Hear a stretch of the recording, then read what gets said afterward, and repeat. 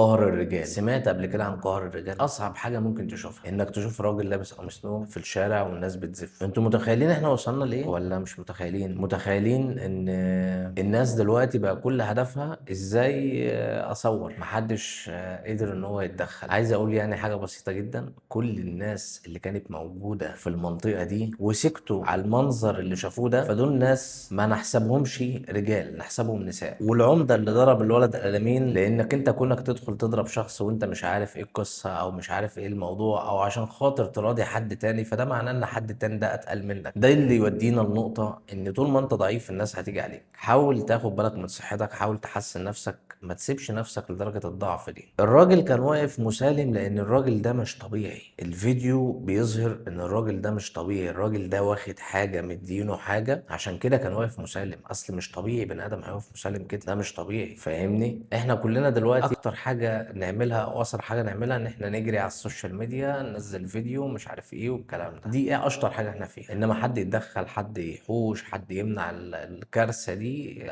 يعني ربنا يصبر اهله ويعينه. بس انا عايز اوصل لك قد ايه وصلنا لقمه الوساخه. كل الناس هتطلع تقول لك السوشيال ميديا، السوشيال ميديا، محمد رمضان مش عارف ايه، عشان يعني محمد رمضان عمل الموضوع ده في مسلسل قبل كده. انا مش بدافع لمحمد رمضان ولا بدافع للناس دي كلها، طبعا السوشيال ميديا ليها دور كبير في الموضوع ده، ولكن عايز اقول لك المتحكم في السوشيال ميديا هو انت المتحكم في السوشيال ميديا. انت اللي بتشوف انت عايز تعمل ايه وتسوي ايه. الموبايل اللي في ايديك تقدر تذاكر من عليه، تقدر تشتغل من عليه، وتقدر تعمل اوسخ حاجه من عليه. فانت المتحكم في الجهاز اللي في ايدك او متحكم في الحاجه اللي في ايدك. فما تربطش او ما تعلقش شماعه فشلك او شماعه قله حيلتك على السوشيال ميديا، او اصل الدنيا مش عارف ايه. احنا عاداتنا واصولنا اتسحبوا مننا واحده واحده، والله العظيم. يعني انا مش عارف شاب زي ده ممكن يعيش ازاي فيما بعد، والله ما عارف ازاي. الله يعينه.